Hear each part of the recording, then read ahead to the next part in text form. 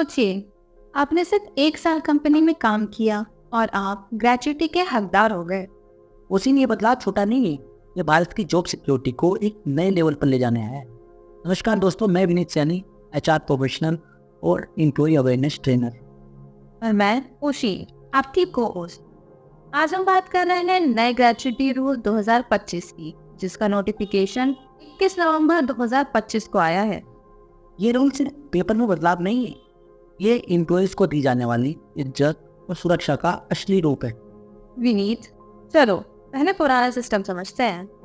Gratuity के लिए minimum service requirement थी 5 साल।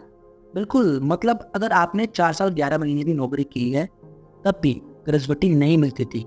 कई एम्प्लॉय जॉब बदलते समय दुखी रहते थे, यार बस 1 महीना कम रह गया, ग्रेच्युटी हाथ से चली गई, कुछ इस तरह से। ये सच है विनीत, बहुत लोग इस रूल की वजह से अपने सपनों की नौकरी भी रोक लेते थे।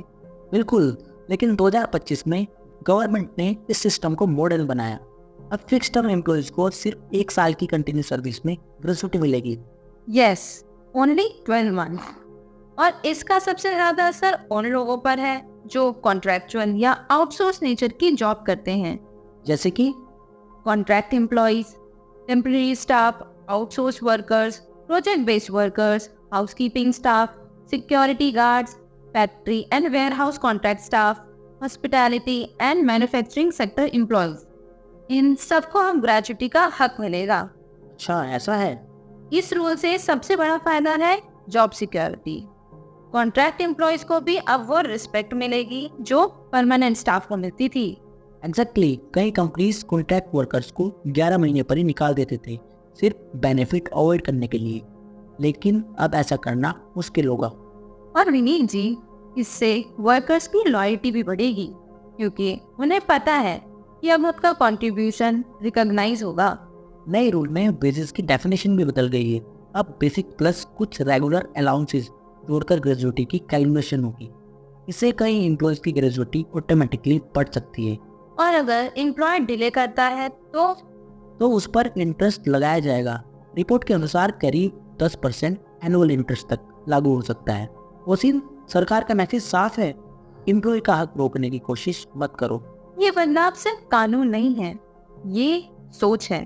जो वर्कर 1 साल ऑनेस्ट सर्विस देता है वो भी फाइनेंशियल सिक्योरिटी का हकदार है। बिल्कुल सही कहा।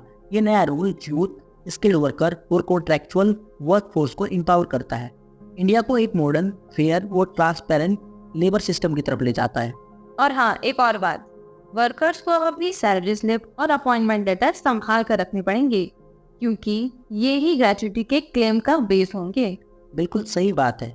एम्प्लॉयर को पेरोल स्ट्रक्चर और एचआर पॉलिसीज भी अपडेट करनी होगी।